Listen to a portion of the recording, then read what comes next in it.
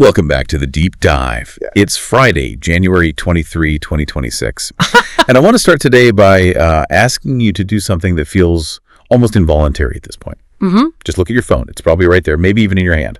It's the remote control for your life, right? It connects you to, well, everything. It gets you food, a ride, a date in literal seconds. But here's the startling observation we're grappling with today. Despite being the most hyper-connected generation in history, we are in the midst of what they're calling a sexual recession. It really is the ultimate paradox, isn't it? We've built this incredible globe-spanning infrastructure for connection, yet the data, and we have a lot of it to go through today, suggests that actual human connections, the intimate, messy, real ones, they're fraying. They really are. It's almost as if the easier we make it to connect technically, the harder it becomes to connect emotionally. It just feels so counterintuitive. We're seeing data that young adults are having significantly less sex. And for those who are in relationships, digital interference is acting like a physical wall between them. So today we're unpacking a stack of sources that paint a really complex and honestly a slightly worrying picture. We have a brand new 2025 report from dissect on this sexual recession. Some dense but fascinating academic research on technoference and phubbing from computers in human behavior. That one's really interesting. It is, and a really eye-opening study on Tinder and consent by Douglas Zitko and his colleagues, plus some practical boots-on-the-ground research from Utah State University on tech boundaries. And I think the mission for this deep dive, it's not just to throw depressing numbers at you or, tell you to delete all your apps. It's to understand the mechanics of how screens are reshaping intimacy. We're looking at the whole life cycle, from how we meet and consent on an app to how we're interacting at the dinner table years later. And maybe most importantly, why this thing called technoference might just be the silent relationship killer. So let's start with the raw numbers, because when I first read this dissect report, I was skeptical. I thought, okay, maybe it's a statistical blip. But no, they highlight a sustained rise in sexlessness since the late 2010s. And it is particularly stark for men. Yeah, the rate for men has roughly doubled. It's not a blip. The data is pretty clear. To be specific, 24% of men and 13% of women aged 22 to 34 reported no sex for over a year. That's 1 in 4 young men. 1 in 4. Yeah. In what we've historically considered, the prime dating years. And virginity rates are also on the rise. 10% of men, 7% of women in that age bracket. Okay, but we have to be careful here. Because the immediate assumption a lot of people make is, people are just choosing to be celibate. Yeah. Or maybe it's some kind of religious revival. But that's not really the story the source material is telling, is it? It doesn't seem like a purposeful choice. No, and that's a crucial distinction. This isn't some moral resurgence where people are actively opting out. Context is everything here. The dissect report points to a convergence of, economic and social factors that are kind of forcing the situation. Like financial instability. Exactly. Financial instability first. Yeah. The traditional milestones, getting a solid job, buying a house, marriage, they're all happening much later, if they happen at all. Marriage is just not the immediate default anymore. And that logistical aspect is huge. I mean, if you're 26, you're living with your parents because rent is impossible, or you're working 2 gig jobs just to survive. Yeah. The logistics of even having the energy to date are a nightmare. It's hard to feel romantic when you're sleeping in your childhood bedroom down the hall from your mom. Precisely. It's hard to foster romance when you're worried about making rent, but there's also a massive mental health piece to this. They call it the burnout factor. Gen Z is reporting these incredibly high levels of academic and professional burnout. And biologically, when your brain is just flooded with stress and cortisol, libido is often the first thing to go. The body goes into survival mode. Right. Not reproduction mode. The source also touched on a cultural dimension with mental health, specifically within South Asian communities, which I found really insightful. That adds another layer. Yes. dissect notes that in many of those communities, there can be a significant stigma around just discussing mental health. Depression, anxiety. So if those issues go untreated, they just wreak havoc on desire. Depression creates numbness. And if you couple that with a cultural silence around intimacy, it just makes the whole problem worse. So people are suffering in silence. They are. They're unable to connect because they can't even address why they feel so disconnected from themselves. And then you throw technology into this mix. And this is the part that feels like a trap. We have these apps, this illusion of endless options, swiping culture. But the source argues it just leads to burnout. to these short-term, shallow connections. It's like standing in a cereal aisle with 5,000 boxes. You just get overwhelmed and leave with nothing. It's the paradox of choice. You spend so much time curating a profile, swiping, managing chats, that you're engaging in the process of dating without the intimacy of dating. It's gamified romance. Totally. Yeah. And on top of that, the screen time itself is linked to poor sleep and loneliness. So if you're sleep deprived and feeling isolated, your biological drive for sex often just plummets. You're physically there, but chemically, you've checked out. So that covers the people struggling to connect at all. But I want to pivot now to the people who are in relationships, because I think most of us assume, okay, I have a partner, I'm safe from this. But that's where this concept of technoference comes in. And honestly, reading this research from computers and human behavior, it made me look at my own habits a little differently. This is where it gets fascinating and, yeah, a little convicting for anyone who owns a smartphone. Technoference is exactly what it sounds like, technology interference, and it's closely related to phubbing. Phubbing, I love that word. Phone snubbing. It sounds ridiculous, but we've all done it. You're talking to someone, your phone buzzes, you glance down. Or you're watching a movie together, but you're both just scrolling Twitter. It feels so minor in the moment. It seems harmless, right? It does. But to understand the impact, we have to look at this daily diary study by McDaniel and Drowan. They followed 173 couples for 14 days. This wasn't a one-time survey. They tracked them day by day. And the findings? They were consistent. On days where people reported higher levels of technoference, they felt worse about their relationships, they had more conflict, and they just experienced more negative moods in general. So it's a direct correlation. More phone, more fighting, less happy. But why? Is it just annoying? Or is there something deeper happening in our brains? Because I don't feel like I'm attacking my relationship when I check an email. It's so much deeper than just annoyance. The researchers use a framework called symbolic interactionism. Basically, the theory is that we interpret our world through symbols and social cues.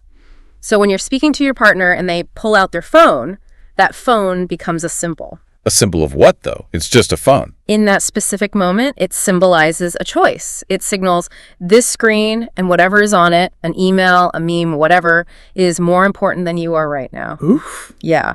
It's what psychologists call an expectancy violation. Expectancy violation. That sounds serious. It is. We have this implicit social contract that says, when we're together, I have your attention.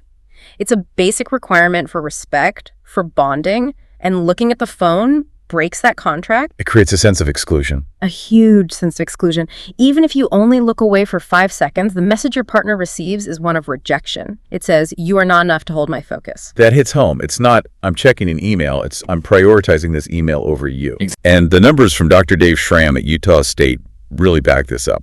He found that 88% of parents think technoference is a big problem in society. But get this stat. I know which one you're going to say. More than 1/3 of adults use tech in bed every single night. And nearly 25%, a quarter, feel that their partner's tech use in bed directly interferes with their sexual relationship. A quarter of couples. And it's not just the bedroom. The survey found 38% admit to using tech while eating at home. So the two most intimate spaces, the bed and the dinner table. Invaded. Totally invaded. And just think about that in the sexual recession context. If you're tired, you're burned out, and you finally get into bed and your partner immediately starts scrolling TikTok. You're losing the only window for intimacy you might have had all day. You miss that bid for connection. It kills the spark before it can even catch. Okay, so I want to move to our third segment now because we've talked about established relationships. But what about the start of these encounters? This study by Douglas Zitko on Tinder and consent.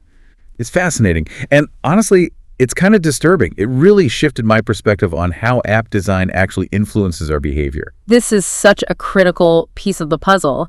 Zizko's team interviewed Tinder users to see how the interface itself changes how we understand the word yes.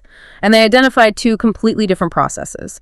The first one is called consent signaling. Consent signaling. So that's right. What, relying on hints instead of actual words. Okay. Like trying to read someone's mind through a screen. Precisely. In this model, users interpret the app's features, like swiping right, matching, even just being on the app as implied consent. The assumption becomes, we matched, so you must want to sext, or you agreed to meet up, so you must want to have sex. And the study gives some really harrowing examples of how badly this goes wrong. There was one participant, Ethan. His story. It really bothered me. He was messaging a woman who mentioned she used to be a Catholic schoolgirl. Right, and Ethan interpreted that one comment, just biographical detail, as a signal. He read it as her consenting to a very specific sexual fantasy he had about anal sex. Just based on a school description? That is a massive leap. It's a huge leap, but in the world of consent signaling, users are trained to look for clues, not ask direct questions. And because he drove an hour to meet her, he felt entitled to that specific act. Entitlement is terrifying. He explicitly told the researchers, a guy doesn't drive over an hour and leave empty-handed. Wow. It's like a vending machine. I put in the gas money, I should get the sex. There was another example, Chrissy. She mentioned to a match that she was going to a specific bar with friends. She didn't invite him. She just mentioned the location. Right. And he interpreted that as an invitation, showed up uninvited, and she ended up having to literally hide from him. What's fascinating here is that the users felt the app design itself was part of the problem. They felt the swiping mechanic turns people into commodities. If you're just a card and a stack, it kind of bypasses the human need for verbal consent. It dehumanizes the person on the other side. Exactly. It creates this environment of objectification. But, and this is important, this study also found a second process. They called it affirmative consent. And this was used by a different group of people. Predominantly, yes. LGBTQIA plus users and survivors of sexual violence. And it's almost the exact opposite approach. Instead of assuming, they use the app to build a scaffold for consent before meeting. How does that work in practice? They use the bio to state their values, things like consent is extremely important to me. They use the messaging function to discuss specific boundaries and acts beforehand. Then, crucially, they reconfirm verbally when they're face-to-face. So they're basically hacking the app to make it safer? You're using the technology to reduce risk? Yes. They're creating a reduced risk environment, but, and this is where it gets complicated, the study noted a clash of cultures. What do you mean? When some users, particularly cisgender straight men, encountered this level of openness, they misinterpreted it. They thought discussing sex so frankly was just sexting or an invitation for objectification, not a safety negotiation. So you have one group trying to be safe and clear, saying, here are my boundaries, and another group reading that as, oh, they're talking about sex, they must be easy. Which brings us right back to the failure of signaling. Technology offers this shortcut, this signal, but when that signal fails, it leads to bad experiences, to trauma, and ultimately to people just withdrawing from the dating pool entirely. Which feeds right back into the sexual recession. So let's try to synthesize all of this. We have a recession driven by burnout and economics. We have technoference killing intimacy in the bedroom. And we have dating apps creating confusion and trauma around consent. It really does feel like a perfect storm. It does. And if we connect these dots, we see that the cost of digital intimacy is getting incredibly high. The dissect article talks about how relationships without emotional depth become transactional. If you're constantly deciphering signals on Tinder, managing your profile, and then coming home to compete with your partner's phone for attention, the cognitive load is just massive. This reminds me of social exchange theory, right? It absolutely relates. Social exchange theory says we subconsciously weigh costs and benefits in relationships. Right now, the cost of getting someone's undivided attention or just navigating consent safely, it's becoming prohibitively high for a lot of people. And if the benefit is just a distracted partner or a bad date? People withdraw. They stop trying. And the recession deepens. It's a bleak picture, but we always look for the way out on this deep dive. What does the research say we can actually do? We can't all just throw our phones in the ocean? Well, no. The Utah State research has some very catchy, very practical advice. They suggest two initiatives, KTOB and KTT. Okay, those sound like robot names from a bad sci-fi movie. What do they stand for? So K2O is kick technology out of beds, and KTOT is kick technology off of tables. Simple? But effective. Extremely. Because it creates physical boundaries. Yeah. If the bed is for sleeping and intimacy only, you remove the technoference trigger. You've removed that symbol of disconnection we talked about. You're changing the environment. You are. And the dissect source really emphasizes that the antidote here is equality and communication. Couples who share responsibilities and actually talk, not just message, they boost their intimacy. It sounds like we just need to be more intentional. We can't just drift into these habits. That is the key word, intentionality. Technology isn't inherently evil. As we saw with the affirmative consent group, it can be used to build safety and trust. You can use the chat to set boundaries. You can use the phone to plan a date. But passivity with technology, just assuming a swipe means sex, or phubbing your partner because you're bored, that's what's destructive. So here's a provocative thought to leave you with. If we're using apps to find partners, but those same apps are encouraging us to skip the hard, human work of consent and connection, are we actually dating? Or are we just interacting with an interface that happens to have a person attached to it? That's the We question. might be swiping on people, but we're falling in love with the dopamine hit from the screen. Something to think about tonight. Maybe try a little KTOB. Leave the phone in the other room and just see what happens. Thanks for listening to The Deep Dive. See you next time. Goodbye.